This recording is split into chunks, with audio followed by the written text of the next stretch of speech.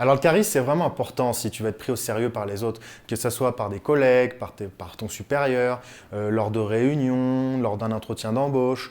Voilà, si tu veux être pris au sérieux par les gens et si tu veux que les gens ils portent de l'attention à ce que tu dis, le charisme, ça fait toute la différence. Mais le problème, c'est que le charisme, on n'en a pas tous. Et pour avoir du charisme, naturellement, il faut avoir confiance en soi. Et c'est bien le problème qu'ont beaucoup de gens, ils manquent beaucoup de confiance en eux. Mais en fait, il y a des techniques très simples qui permettent d'augmenter son charisme, des techniques que absolument tout le monde peut appliquer en faisant un petit effort tous les jours. Donc j'ai détecté 8 techniques simples à appliquer qui vont te permettre d'augmenter ton charisme petit à petit et surtout, sur le long terme, de croire en ce charisme et te permettre d'augmenter ta confiance en toi. Première technique, ta posture. Alors la posture, c'est très important. Regarde, si j'ai les épaules en avant et que je baisse la tête pendant que je te parle, mon message aura beau être intéressant, tu n'auras pas confiance en ce que je dis, tu ne prêteras pas une grande attention à ce que je te dis.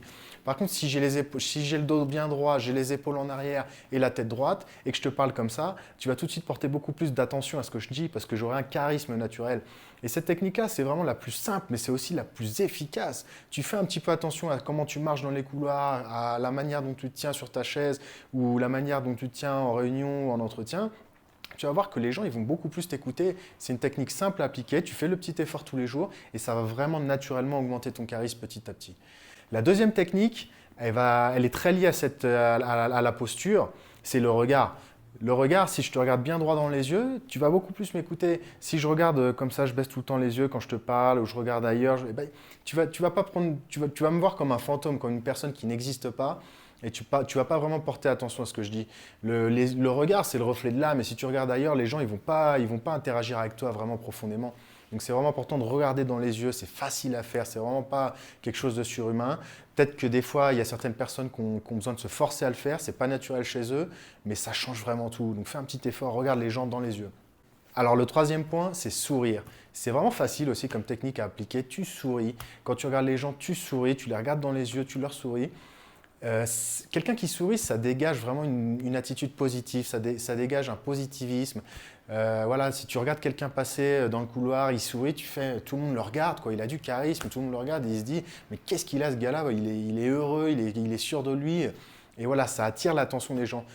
Par contre, attention, fais gaffe à ne pas sourire à des gens qui ne te respectent pas, ça c'est vraiment important. Il y a des gens, voilà, bon, on pourra rien y faire, il y a des gens qui nous aiment pas, qui nous respectent pas.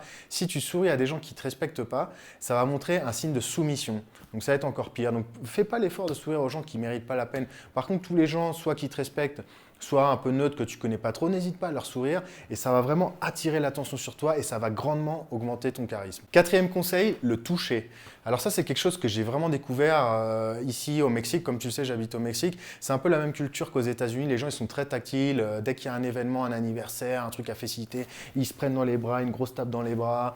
Voilà, tu es avec ton collègue à côté, dans un moment un peu difficile, tu lui mets une petite tape dans le dos. Voilà, les gens sont beaucoup plus tactiles qu'en France. Et ça, c'est quelque chose que j'ai appris à développer ici. Mais c'est vraiment important, voilà, déjà d'être ferme dans ses gestes. Quand tu serres la main à quelqu'un le matin, fais un beau geste ferme. Et voilà, et pas hésiter, tu as un collègue ou quelqu'un dans ton équipe, tu lui as donné une tâche qui est un peu difficile, tu lui fais bon Robert, je sais que tu es capable, une petite tape dans le dos. Donc il ne faut pas trop insister parce que ça paraît aussi un petit peu psychopathe de tout le temps être en train de toucher les gens. Mais il ne faut pas avoir peur du contact physique avec des gestes fermes, simples et voilà, sans trop en faire. Ça dégage une confiance en soi, ça dégage un charisme naturel et qui sera apprécié pas seulement par la personne qu'on touche, mais par les autres, les gens qui nous observent. Cinquième point, contrôler ses émotions.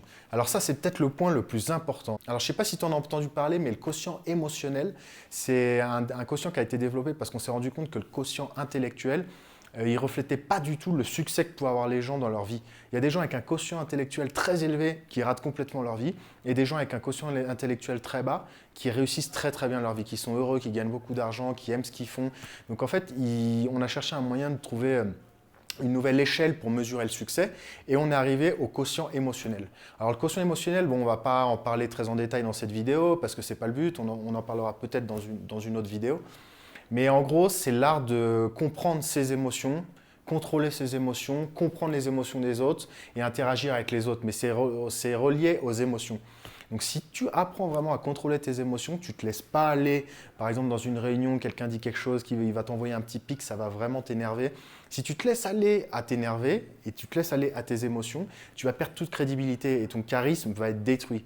Par contre, si tu arrives à contrôler tes émotions, à ne pas te laisser aller à tes émotions, tu vas vraiment avoir l'air de quelqu'un qui se contrôle, quelqu'un qui a du charisme et ça va vraiment, vraiment changer les choses. 6e point, appeler les gens par leur prénom. Alors je sais, ce n'est pas toujours facile et d'ailleurs beaucoup d'entre nous se cachent derrière l'excuse « non, mais j'ai une mauvaise mémoire, j'ai un problème avec les prénoms ».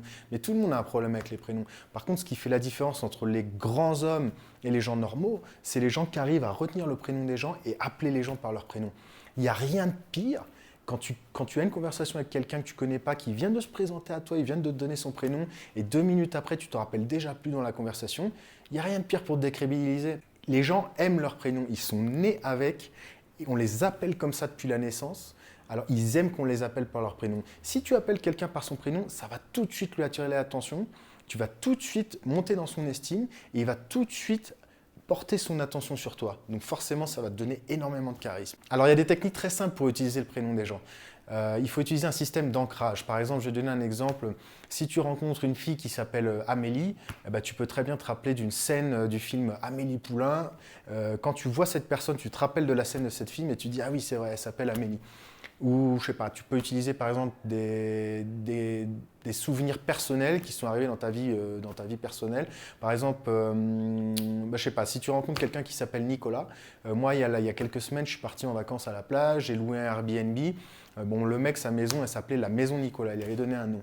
Et ben voilà, si le gars il se présente à moi, il me dit qu'il s'appelle Nicolas, je peux tout à fait avoir l'image de ce week-end qui s'est passé il n'y a pas longtemps. J'ai l'image de ce week-end et quand je le vois, paf, j'ancre l'image de ce week-end et je vais me rappeler, ah, maison Nicolas, il s'appelle Nicolas. Donc c'est des petites techniques simples, mais qui te permettent vraiment de te rappeler du nom de tout le monde et ça va vraiment changer les choses. Alors 7e point, n'hésite pas à poser des questions aux gens. Les gens, comme je le disais tout à l'heure, ils aiment parler de leur vie. Donc n'hésite pas à leur poser des questions, à t'intéresser à leur vie, t'intéresser à ce qu'ils font dans leur vie privée et les faire parler. Les gens adorent ça. Et vraiment, si tu t'intéresses à leur vie privée, ils vont vraiment ils vont se rappeler de toi, ils vont noter ton charisme. Donc c'est vraiment très facile, hein. Il suffit de poser quelques questions, s'intéresser aux gens, mais ça fera vraiment toute la différence. Alors 8e point, prends soin de ton apparence. Alors ça peut paraître un petit peu futile, mais c'est vraiment important de ne pas arriver au boulot avec une chemise mal repassée, des chaussures trouées, une barbe mal rasée, si tu es une fille, je sais pas, avoir les cheveux sales. C'est des petits détails, des petits efforts à faire, mais ça change complètement l'image que les gens de nous et donc forcément notre charisme. Il ne suffit pas juste de se tenir droit. Si tu arrives avec une chemise dégueulasse ou un t-shirt troué, ça ne marchera pas non plus. De la même manière, les odeurs, c'est important, et une bonne hygiène, lave-toi bien, ou même sans aller jusque-là, si tu aimes boire du café, bon, on va pas se mentir, hein, le café, ça fait puer de la gueule. Donc si tu prends ton café le matin, et ben après avoir pris ton café, tu vas aux toilettes avec une brosse à dents, un dentifrice que tu gardes dans ton tiroir, tu te brosses les dents, et voilà, tout le reste de la matinée, comme ça, tu ne pues plus de la gueule. C'est des petits détails, des petits efforts à faire, mais qui vont vraiment avoir un plus et qui vont t'aider à augmenter considérablement ton charisme. Donc voilà, c'est tout. C'est 8 techniques vraiment simples à appliquer, mais vraiment tout le monde peut le faire. Il n'y a pas d'excuse à avoir. C'est des petits efforts à faire tous les jours, mais ça augmentera considérablement ton charisme naturellement. Et le pire, c'est que si tu les appliques un petit peu tous les jours, tu te forces un petit peu tous les jours à prendre de la distance, à appliquer ces points, à appliquer peut-être un peu plus les points sur lesquels tu es le moins bon. Tu verras que petit à petit, ton charisme va augmenter. Tu vas sentir le regard des gens, le pouvoir de ce charisme sur les autres et petit à petit ça va devenir naturel, tu vas y prendre goût et surtout ça va augmenter ta confiance en toi sans même le vouloir. Donc le charisme c'est vraiment important, des petits efforts faciles à appliquer, ça changera considérablement ta vie. Voilà, c'est tout pour moi, donc si tu as aimé cette vidéo, n'hésite pas à t'abonner à la chaîne et voilà, on se retrouve dans une prochaine vidéo. Ciao, ciao.